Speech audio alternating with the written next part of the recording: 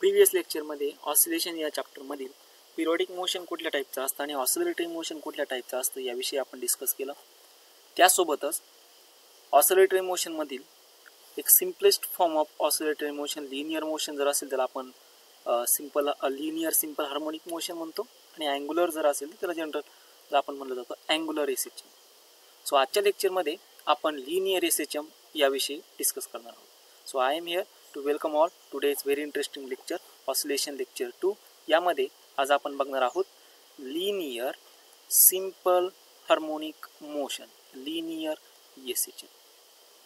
आता हे linear SHM काय आहे?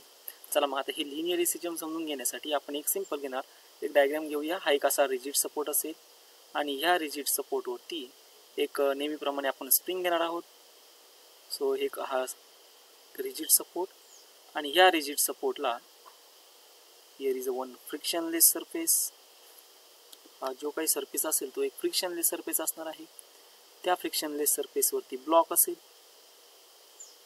So this is the frictionless surface याला म्हणतो मी फ्रिक्शनलेस सरफेस.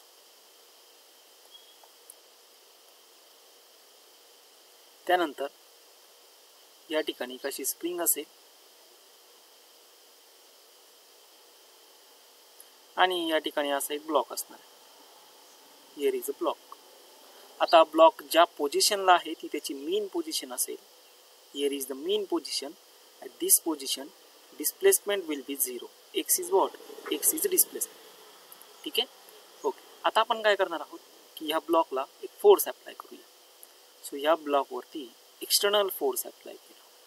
हा कुठला फोर्स आहे? External force. ज्या वेळेस ह्या ब्लॉकवरती एक्सटर्नल फोर्स अप्लाय होणार आहे त्यावेळेस तो मेन पोझिशन पासून काहीतरी डिस्प्लेस होणार.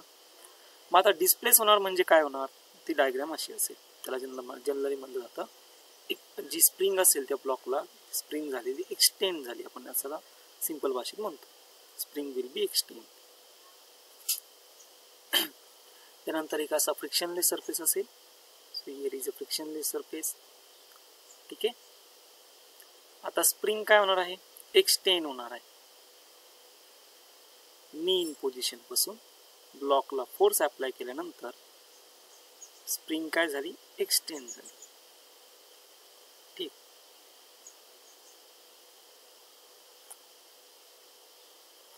ही ऍक्च्युअली प्रत्येकदा त्याची मीन पोझिशन असेल.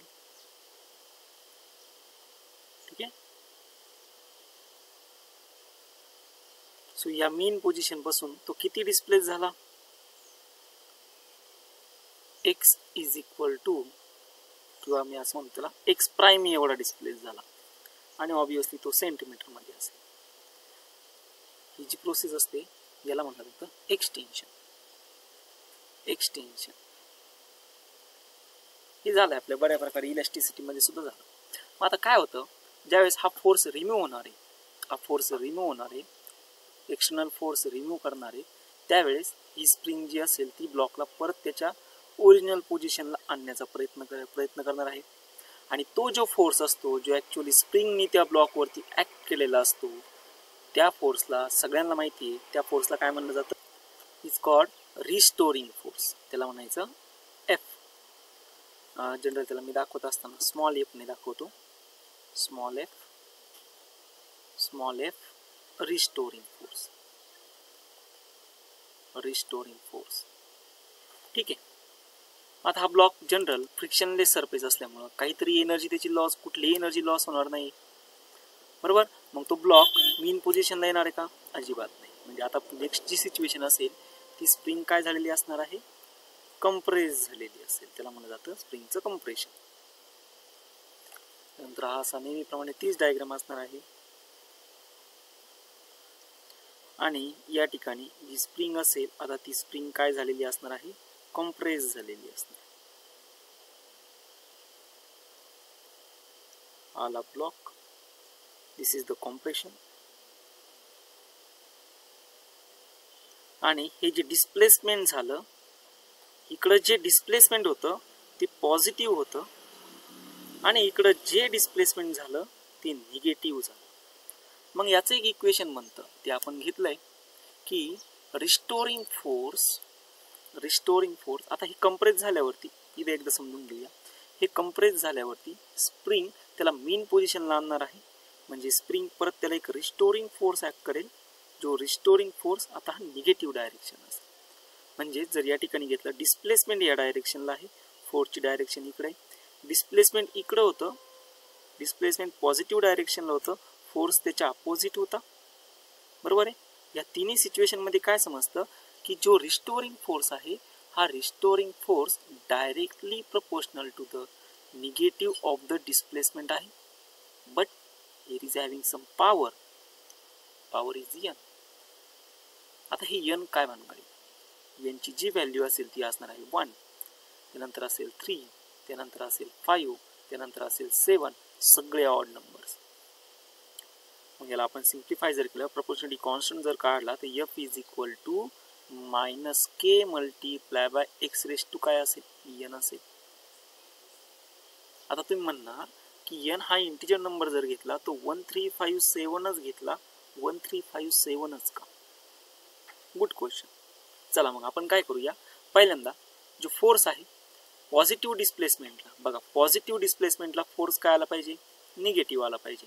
मी एक्स ची व्हॅल्यू 1 घेतो, एन ची व्हॅल्यू काय घेतो 1 घेतो, फोर्स काय आला पाहिजे negative. F is equal to minus k 1 raise to x raise to 1 काय असणार आहे, minus k x, minus k x. N ची व्हॅल्यू तुम्ही बदलू शकता, मी 3 घेतो. F is equal to minus k, जे डिस्प्लेसमेंट आहे ते डिस्प्लेसमेंट पॉझिटिव्हच आहे, आणि एन ची व्हॅल्यू काय घेतो आता मी या ठिकाणी 3 घेतो, काय आला मायनस के एक्स क्यूब. बघा तुम्ही पॉझिटिव्ह डिस्प्लेसमेंट, जेवढ्या ठिकाणी तुम्ही पॉझिटिव्ह डिस्प्लेसमेंट घेणार आहेत त्या सगळ्या पॉझिटिव्ह डिस्प्लेसमेंटमध्ये फोर्स काय आला पाहिजे, निगेटिव्ह आला पाहिजे. हे पॉझिटिव्ह म्हणजे ते इझी आहे. आता निगेटिव्ह कडे जातो. F is equal to x काय आहे, निगेटिव्ह एक्स प्राईम. आता डिस्प्लेसमेंट काय आहे निगेटिव्ह, म्हणजे मायनस के आणि एन ची पॉवर काय आहे 1 आहे.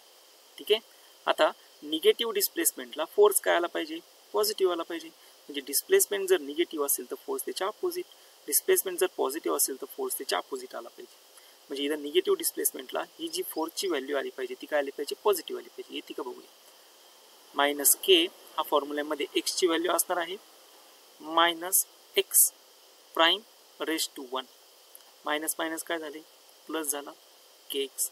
बघा निगेटिव्ह डिस्प्लेसमेंटला फोर्स काय आला पॉझिटिव्ह, बदलूही शकतो आपण, काय होऊन जातं बघा. मी आता इथं x is equal to minus x prime घेतो आणि एन ची व्हॅल्यू काय घेतो 3 घेतो. ठीक आहे. So F is equal to minus k, इथं असणार आहे minus x prime raise to 3. याचा क्यूब काय असेल, स्क्वेअर काय असणार आहे पॉझिटिव्ह पॉझिटिव्ह प्लस, परत एकदा आपण त्याचा जर पॉवर घेतला तर काय असणार आहे निगेटिव्ह. पॉझिटिव्ह आणि निगेटिव्ह निगेटिव्ह काय होऊन जाणार प्लस होऊन जाणार, म्हणजे F is equal to k x cube येऊन जाणार. आला काय समजलं तुम्हाला याच्यावरून, की निगेटिव्ह डिस्प्लेसमेंटला फोर्स काय आला पॉझिटिव्ह, पॉझिटिव्ह डिस्प्लेसमेंटला फोर्स काय आला निगेटिव्ह. याच्यावरून एक समजतं की जो फॉर्म्युला आपण या ठिकाणी घेतला आहे, जे इक्वेशन घेतलं F is equal to minus k x raise to n, हे इक्वेशन यामधील एन ची जी व्हॅल्यू आहे ती 1, 3, 5 आणि 7च घ्यायची. का घ्यायची तर पॉझिटिव्ह डिस्प्लेसमेंटला फोर्स हा रिस्टोरिंग फोर्स आहे, तो निगेटिव्हच आला पाहिजे, आणि निगेटिव्ह डिस्प्लेसमेंटला फोर्स काय आला पाहिजे पॉझिटिव्ह आला पाहिजे. सो तुम्ही सर्वांनी या इक्वेशन्स यूज करत असताना हे प्रॉब्लेम जनरली हा जो फॉर्म्युला आहे हा फॉर्म्युला बेसिक फॉर्म्युला हा तुम्ही सर्वांनी लक्षात ठेवा. ठीक आहे. ओके. आता पुढची गोष्ट आली ती म्हणजे जर फोर्स आला तर ऑब्विसली ॲक्सिलरेशन तर पाहिजेच. ठीक आहे ना. मग आता restoring force, force is equal to काय असतो बघा, मी द रिस्टोरिंग फोर्स घेतो. Restoring force is equal to mass multiply by acceleration. आता तुम्ही म्हणणार मास कशाचं, तुम्हाला माहिती आहे ब्लॉक, त्या ब्लॉकचं काय असेल मास असेल, हेचं काय असणार आहे एक्सटेन्शन असणार आहे, बरोबर. मग आता मास मल्टिप्लाय बाय काय आला acceleration, acceleration is equal to काय असणार आहे फोर्स डिवायडेड बाय मास, बरोबर आहे. फोर्सची व्हॅल्यू टाकून देऊ, म्हणजे acceleration is equal to minus k x raise to n divided by m. हे असेल त्या ब्लॉकला भेटणारं स्प्रिंगमुळे भेटणारं ॲक्सिलरेशन. होप सो सर्वांना लिनियर सिंपल हार्मोनिक मोशन समजला असेल, बरोबर. मग आता याची एक डेफिनेशन म्हणतो, या लिनियर सिंपल हार्मोनिक मोशनची डेफिनेशन. काय डेफिनेशन असू शकते बघा. लिनियर एसएचएम, लिनियर एसएचएम ही डेफिनेशन जनरल तुम्हाला बोर्डमध्ये विचारली जाऊ शकते. मग आता काय होतं या लिनियर एसएचएम मध्ये, जर व्यवस्थित ऑब्झर्व केलं तर आपल्याला काय समजतं ते बघूया. की ह्या लिनियर सिंपल हार्मोनिक मोशन मध्ये हे जे काही मोशन होत होतं ब्लॉकचं, हे सगळं मोशन पिरियोडिक मोशन आहे, ऑब्विसली पिरियोडिक मोशन. आणि यावरती जो फोर्स ऍक्ट होत होता, तो फोर्स ऍक्ट होणारा फोर्स हा निगेटिव्ह टू द डिस्प्लेसमेंट आहे. त्याला सिंपल आपण डेफिनेशनच्या भाषेमध्ये म्हणणार आहोत की this linear simple harmonic motion is the force act is always directed towards the mean position. हा जो फोर्स ऍक्ट होतो तो ऑलवेज डायरेक्टेड टुवर्ड्स द काय मीन पोझिशन. बघा या ठिकाणी हा रिस्टोरिंग फोर्स मीन पोझिशनला आणत होता, याही ठिकाणी हा रिस्टोरिंग फोर्स मीन पोझिशनला त्याला त्या ब्लॉकला घेऊन येत होता. आणि याची जी मॅग्निट्यूड आहे ती मॅग्निट्यूड, याची मॅग्निट्यूड जर घेतली, ही मॅग्निट्यूड ही proportional to the displacement of the mean position. F is proportional to the displacement of the mean position, magnitude म्हणतो. बरोबर आहे. मग चला आता हे जेवढं काय आपण बोललो ना, हे सगळं आपण आपल्या डेफिनेशनच्या लँग्वेजमध्ये लिहून घेऊया. बरोबर. So linear periodic motion in a simple harmonic, simple तुम्ही काय म्हणणार, linear periodic motion, linear periodic motion of a body in which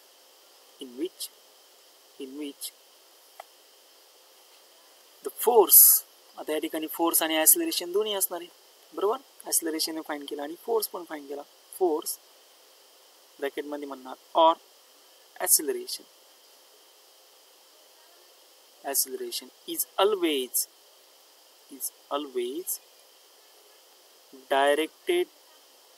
is always directed towards the mean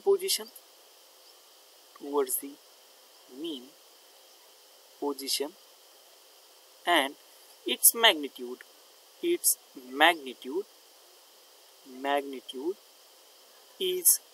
directly proportional to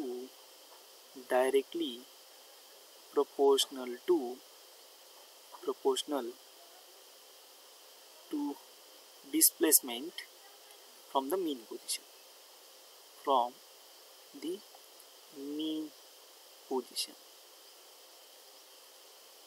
ही अशी सिंपल याच्यावर काय असेल डेफिनेशन असेल. मग आता पेपरमध्ये काय लिहायचं, बोर्डसाठी पेपरमध्ये लिहित असताना तुम्हाला सगळ्यात अगोदर ही डेफिनेशन नोट डाऊन करायची. जी काही डेफिनेशन तुम्ही घेतली ना सगळ्यात सुरुवातीला, ही डेफिनेशन ॲज अ स्टेटमेंट म्हणून तुम्हाला लिहायची आहे. आणि त्यानंतर याचं जे एक्सप्लेनेशन आहे ते एक्सप्लेनेशन तुम्हाला कम्प्लीट करायचं. क्लिअर झालं सर्वांना? Okay, confirm. ओके. आता हे झालं जी थिअरी होती, जी कन्सेप्ट होती लिनियर सिंपल हार्मोनिक मोशनची. पण याला इक्वेशनच्या फॉर्ममध्ये कसं घेणार, म्हणजे त्याचं नाव आहे differential equation of simple harmonic motion. त्यानंतर याचाच आपण फाइंड करणार आहोत. त्यानंतर याचं ॲक्सिलरेशनचं इक्वेशन काय असेल, व्हेलॉसिटीचं इक्वेशन काय असणार आहे आणि डिस्प्लेसमेंटचं इक्वेशन काय असणार आहे, हे सगळ्यांविषयी आज आपल्याला इथं काय करायचं आहे, डिस्कस करायचं आहे. आता घेणार आहोत डिफरन्शियल इक्वेशन ऑफ, याला म्हणतो आपण differential equation of linear simple harmonic motion. ठीक आहे. So next point is differential equation of linear SHM. Actual differential equation काय सांगत असतं, मोठा प्रश्न पडतो की विद्यार्थ्यांना डिफरन्शियल इक्वेशन समजत नाही. डिफरन्शियल इक्वेशन म्हणजे ती जी आपण वेव बघितली लिनियर सिंपल हार्मोनिक मोशनचं जे इक्वेशन बघितलं, कुठलं, F is equal to -k multiply by x. x म्हणजे काय, displacement from the mean position, आणि k म्हणजे काय असतो, it is a force constant. Okay. मग हा असेल फोर्स कॉन्स्टंट, हा असणार आहे डिस्प्लेसमेंट. मग या फोर्सवरून जसं की सगळ्यांना माहिती आहे, force is equal to mass multiply by acceleration. आता ॲसिलरेशन म्हणजे काय असतं? Change in velocity with respect to time, बरोबर ना. dv अपॉन dt म्हणजे काय असतं? ॲसिलरेशन असतं. थोडक्यात काय, आपल्याला हे displacement equation in terms of acceleration represent करायचं आहे आणि हेच displacement equation in terms of velocity represent करायचं. म्हणजे आपल्याला सिंपल आहे, रिलेशन्स बघत चालायचे. ते रिलेशन बघण्यासाठी आपल्याला एक डिफरन्शियल इक्वेशन भेटतं. ते इक्वेशन लिनियर सिंपल हार्मोनिक मोशनला रिप्रेझेंट करत असतं. मग आता कसं घेणार? चला मग सबस्टिट्यूट करूया. Force is equal to mass multiply by acceleration is equal to minus K multiply by X. आता ऑब्विसली इथं एक्स रेज टू एन असेल. I am taking N is equal to 1. Okay, मग काय भेटलं? M multiply by A is equal to minus K multiply by X. याला म्हणतो मी equation 1. What is acceleration? Change in velocity with respect to time. Again what is velocity? Change in displacement with respect to time. आता ह्या वेलॉसिटीच्या इक्वेशनला या ठिकाणी मी substitute करून देतो. तर ॲसिलरेशन भेटणार D upon D T multiply by D X upon D T. यालाच मी असंही नोट डाऊन करू शकतो.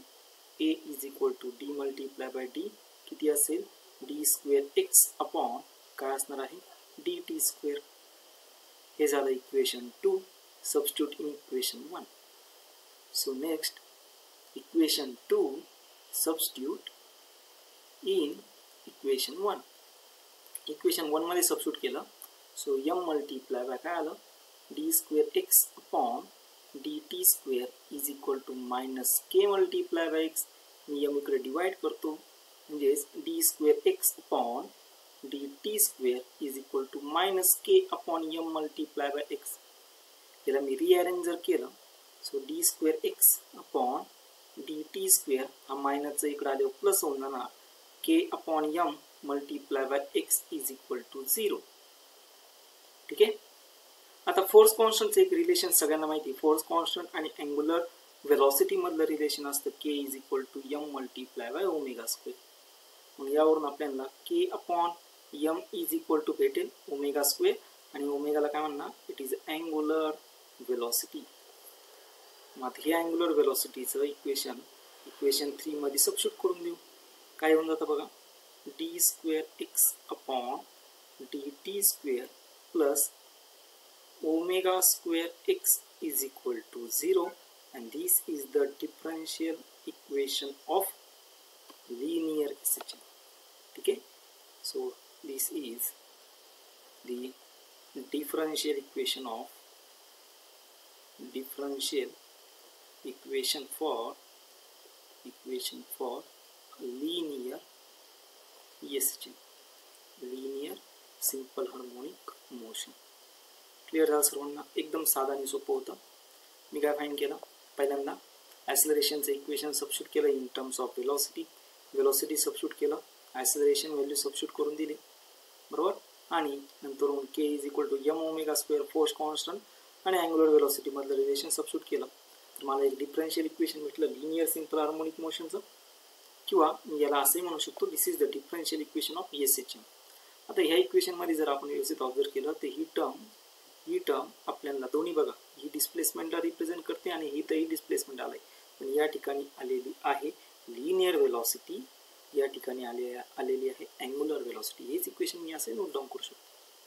D v upon D t plus omega square multiply by x is equal to 0. तर काय भेटलं आपल्याला? लिनियर वेलॉसिटी सुद्धा आली आणि अँग्युलर वेलॉसिटी आली. थोडक्यात काय सांगतं तर हे इक्वेशन लिनियर SHM साठी सुद्धा व्हॅलिड असेल आणि हेच इक्वेशन अँग्युलर SHM साठी सुद्धा व्हॅलिड असेल. क्लिअर झालं सर्वांना? व्यवस्थित क्लिअर झालं. सो उद्याच्या लेक्चरमध्ये आपण हेच डिफरन्शियल इक्वेशन वापरून ॲसिलरेशनचं relation in terms of displacement काय असेल, म्हणजे acceleration in terms of displacement, velocity in terms of displacement आणि ॲक्च्युअल डिस्प्लेसमेंटचं जे इक्वेशन असतं ना ए साइन, हे खूप महत्त्वाचं आहे. ओमेगा टी प्लस फाय हे इक्वेशन उद्याच्या लेक्चरमध्ये आपण कंप्लीट करणार आहोत. होप सो सगळ्यांना आजचं लेक्चर व्यवस्थित समजलं असेलच. परत एकदा व्यवस्थित रिव्हिजन करा. बोर्डच्या बुकमध्ये हे असं ना असंच दिलेलं आहे, व्यवस्थित ते बघून घ्या. त्याच्याशी रिलेटेड MCQs सॉल्व करा बोर्डच्या बुक्समधूनच. ओके, याच्या नोट्स तुम्हाला उद्या येऊन जातील. आणि लेक्चर नेहमीप्रमाणे आवडला असेल तर लाईक आणि सबस्क्राईब करायला विसरू नका. ठीक आहे, थँक्यू.